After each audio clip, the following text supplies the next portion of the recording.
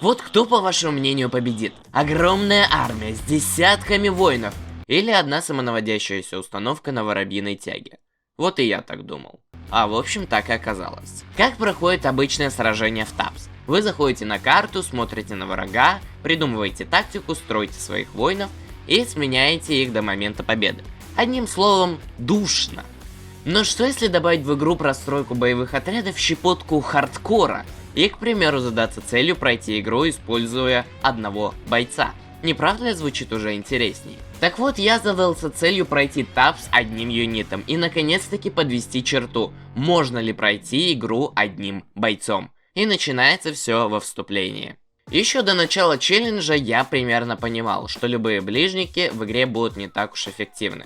Первое, потому что их удары это полный рандом, и второе, потому что одна дубинка обязательно проиграет 5 дубинкам. Так что в своем первом заходе я сразу же взял копьеметателя и поставил его в открытом поле. Как вы понимаете, ничего хорошего из этого не вышло.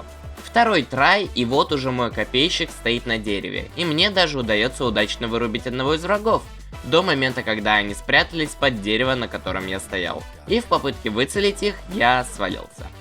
Третья попытка, и вот я уже прячусь на... Так, забыли. Третья попытка, и вот это да, я прячусь на горке, и даже не соскальзываю с нее. Враги подходят впритык к камням, но в этот раз у меня уже получается по ним попадать копьями. Изи.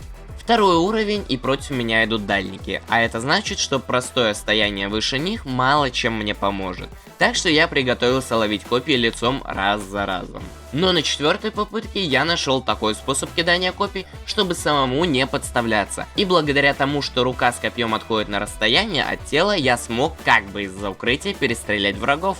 Изи. Третий уровень, тактика не меняется. Я на горке, враги снизу и победа! На следующем уровне я решил проверить нового открытого воина в действии. Из-за чего уровень чуть затянулся. Из-за того, что оказалось, что камни не так уж и эффективны. И все же победа. Новая карта, ставлюсь на доме, и да, меня на этом уровне победили перила. И гравитация. И вот лишь на третьей попытке, когда я уже почти победил, копейщик соскальзывает и меня запинывают 3 полторашки. Беру костяного мага и его ударом по площади разношу отряд врагов. Изи. Следующий уровень и новая головная боль, ведь в команде врага есть дальники. А спрятаться на карте было негде. Ну и да. Короче, я взял мамонта и пошел в разнос. Изи. Не, ну а что, мамонт был не так уж и плох, и с его помощью еще 2 уровня в кармане. И вновь новая карта и новая тактика. Стоя на чем-либо за пределами карты, враги не могут подойти под навес, на котором вы стоите, но при этом отлично справляются с задачей падать в воду или быть обстрелянными. Они опять взяли дальников. Значит, создаем новую тактику с использованием пукола с самонаводящимися воронами, прячась при этом от лучников на дереве. Что ж, возможно, я нашел себе нового любимчика, и еще 2 уровня пройдены им одним. Новая карта и новые ограничения, ведь теперь у меня доступны только средневековые юниты. А значит, берем первого попавшегося дальника и узнаем о том, что он не умеет стрелять вниз. Тогда берем самого дорогого из доступных персонажей в лице короля и начинаем резню. Побеждаем. Вновь то же самое, но на этот раз врагов больше, и они сильнее. А значит, применяем тактику любого гопника и принимаем врага в узкой подворотне. Как же я хорош в этой игре. Новая карта и новая боль в области копчика, ведь у врага появились баллисты, и мой новый злейший враг — кусты. И да, при любой встрече с баллистой в открытой местности можете считать, что вы труп. Но, как известно, благодаря древней мудрости, рожденный бегать за домом спрячется и одним ударом снесет баллисты. На следующем уровне я встретил одного из самых бесящих воинов в виде бычара, которые, где бы вы ни прятались, вас достанут, благодаря своему супер прыжку. Раз за разом. И все, что вас может спасти от бычар, это их лишний вес и тонкие проходы, в которых они любят застревать. Оу, новая карта, не думаю, что это будет И все, что вас разделяет от победы, это Зевс и ближайшие елки, на которые его можно поставить. Изи. И раз, и 2, и 3. Оу, я прошел видение, а значит далее нас ждут приключения. Против нас первобытные люди, ничего, отправим их в каменный век одной мамонтиной силой. Против нас кривозубые крестьяне, раскатаем их в лепешку мамонтовой мощью. Против нас стаги сена, возьмем их на зуб. Короче, вы поняли, мамонт равно имба. А уже следующий уровень учит вас не недооценивать карланов и их способность переживать пулевые. Короче, бойтесь полторашек, они опаснее, чем вы думаете. И учитесь иногда отдавать управление ей. Бойтесь, твари, фапочка идет! На следующем уровне вы узнаете, что музыканты те еще подлюки, и в момент опасности могут огореть вас гитарой. Вижу толпу, беру мамонта, прохожу уровень. Пожалуй, что соглашусь с тем, что уровни с дракой 1 на 1 это реально лучшие уровни по балансу. Мамонт – победа. Средневековье, дерево, вода. Банан упал, реролл. Второй прыжок, и ты в канаве тонешь, мой дружок.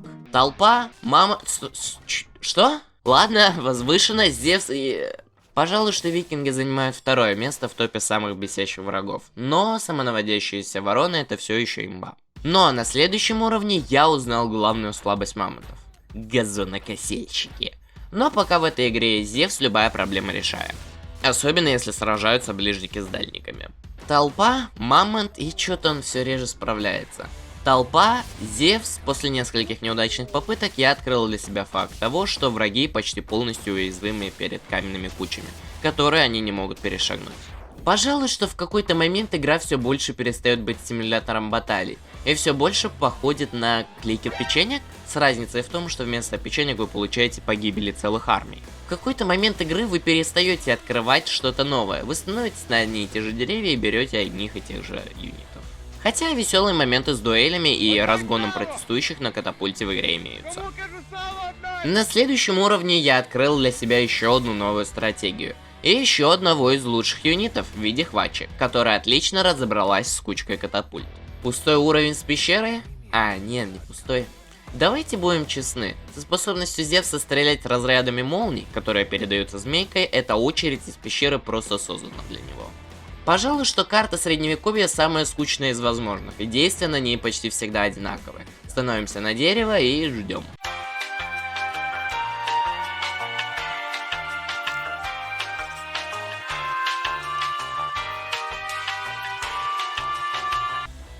Бинго.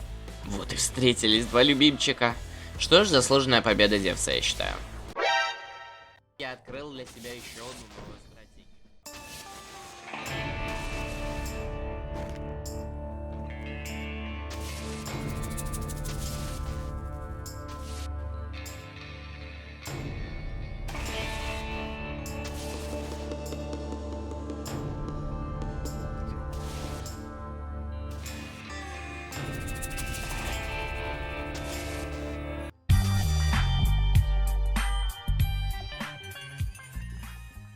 Пожалуй, что лучшая тактика в дуэли это ставить такого же, как у врага воина с шансом 50 на 50, бот сделает все за вас. Ладно, чтобы ускорить процесс, далее я расскажу только о лучших моментах. Лучший способ борьбы с слишком сильным противником это пятящаяся назад Хвача. Братик, я застряла. Лучшее, что вы можете сделать против превосходящей вас армии, это заставить их выпрыгнуть с карты. Возможно, сильнейший юнит, который сражается без вашей помощи, это некромант. Если вы не справляетесь с толпой врагов, вы цепляете их по одному. Не ставьте корабли на воду, это лютый скам. На карте с замком лучшее место для дальника вот эта коряга, выходящая за пределы острова. Хвача все такая же имба, и да, я прошел вторую кампанию. Даже если вам кажется, что против вас слабый противник, не выделывайтесь лишний раз. Стоп, тут надо поподробнее, ведь впервые за все уровни 3 главы я встретил реально сложного врага, который раз за разом уничтожал моего юнита, вне зависимости от того, был ли это Зевс, некромант или кто-то еще. И знаете, что в таких случаях нужно делать? Включать видео со всеми тайными войнами в тапс. И да, пока я искал все тайники, я наткнулся на целую новую кампанию. И вот вам совет по этой карте. Берете дальника, становитесь на вот это дерево и ждете, пока враги сами поспрыгивают в бездну. Из минусов в какой-то момент кампании добра вы дойдете до уровня с кругом. И о его прохождении я могу сказать, что это был второй уровень, который я не смог пройти со своими воинами. И мне пришлось его также отложить. И продолжить поиски секретов. Знаете, что бодрит в морозное викинговое утро лучше, чем кофе? Танк Абрамс со 120 миллиметровым орудием, кружащий вокруг вас, смертельный хоровод. Кстати, по ангелам отрабатывает также хорошечно. Ну и да, третья кампания была также закончена. Далее идет династия, и пожалуй, что это самая простая из всех карта. А все потому, что буквально любой уровень династии проходится благодаря пугалу на крыше храма. И да, это не контрится, если, конечно, у вас руки прямые. Единственное но, в какой-то момент у вас заберут доступ к пугалу, и с этого момента все оставшиеся уровни проходятся на выбор Хвачи или же королем мартышек. Ладно, возможно я слегка поспешил со званием самой простой компании. Ведь именно в Династии находился уровень, на который я потратил больше всего времени. И вкратце на протяжении всего уровня меня терроризировали Валькирии в связке с викингами. Единственное, что помогло мне из всех топовых идей уровня, скинуть их за карту, это спрятаться в самой тонкой из найденных между елей дырок и спавнить оттуда клонов мартышек. Следующая кампания Ренессанс, и буквально первая треть уровня этой кампании проходится без нажатия любых кнопок. Ведь все, что вам надо, это встать на одну из крыш домов и ждать, пока ваши враги утонут в канаве перед зданием. Второй из наиболее сложных уровней ждал меня именно в Ренессансе, и я хочу, чтобы вы прочувствовали всю мою боль. Во-первых, вам доступны только войска Ренессанса. На карте в начале игры дается 3500 монет, лучший юнит стоит 4000. Ближайшая дальнобойная замена это мушкетер, который стреляет раз в 15 секунд, а бегает так, как будто его вирус ниндзя-черепашки укусил. И все бы ничего, подождать 15 секунд между выстрелами может и можно было бы. Но есть одно но. Этот чертила не умеет стрелять ниже себя. А второй дальник Ренессанса это лучник с шариками, прицел которого был им пожертвован в высшую лигу КС 1.6, и никак иначе его топовые промахи вплотную я объяснить не могу. Итог уровня, я умираю на нем на протяжении около получаса и уже начинаю подумывать о том, чтобы сдаться и назвать челлендж неудачным. Дополнительным гвоздем в желание продолжать игру стала кампания против пиратов, начатая мною для разрядки. И да, буквально один из первых уровней кампании пиратов вновь для меня непроходим. Оффаю игру на дизморале. Но не сдаюсь, и на следующий день запускаю вновь тот злополучный уровень, и пытаюсь все же найти способ его прохождения. Подключаю все свои крысиные повадки, и в поиске недоступных врагу мест пытаюсь залезть на дерево, которое было ближе всего к краю карты, и сталкиваюсь с проблемой условности игры, которая при приближении к границе острова начинает откидывать камеру. Через 10 попыток все-таки ставлю юнита на нужное мне дерево и терплю фиаско. Ведь враги решили не падать в пропасть. Кто-то бы в этот момент сдался, но я для себя решил, что если уж я собираюсь сражаться в нечестном бою, нужно быть равно нечестным к игре. И пользуясь опытом откатов камеры к дереву, мне удается поставить юнита в текстуре горы. И таким образом я прошел еще 3 уровня, задумываясь о том, какие еще мне открываются возможности со знанием такого бага. Не можешь сражаться против врагов, у которых одни дальники тебя ваншотят с одного удара? Не беда. Находим куст, который проходит сквозь текстуры земли, закидываем юнита на второй уровень острова и побеждаем. Напитавшись духом борьбы, я вернулся и на карту с пиратами, и с нескольких попыток все же смог победить и их. И все же момент расплаты должен был настать. После этого уровня у меня личная неприязнь к кругу. Да еще и в придачу на карте пиратов не было мест, куда можно было бы поставить юнитов за зеркалье.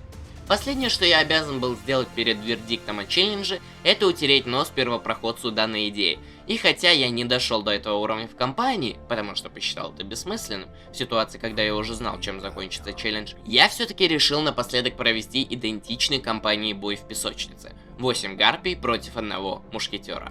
Я потратил около получаса, прошерстил каждый камень, который заходил под текстуру, постоял на каждом отшибе острова и в каждом пролеске елок, и не нашел ни единого места, где мушкетер был бы в безопасности. Но итогом моих поисков все-таки стало нахождение того единственного места у водопада, где я смог залезть мушкетером под землю и побить, по крайней мере, на 1 уровень рекорд из того видео. Какой можно сказать вердикт по игре и челленджу? Пройти этап с полностью одним персонажем невозможно. Но если вы будете искать все тайники и пользоваться каждым багом, следовать правилам из видео, плюс-минус 80-90% уровней вы пройдете. Я же, только в игре потратив 9 часов на прохождение 4 кампаний, и сейчас монтирую это видео, предлагаю вам не только постараться побить рекорд и пройти хотя бы пиратскую кампанию, но и поддержать видео подпиской и лайками, если вам понравился формат челленджей. У меня же на этом все.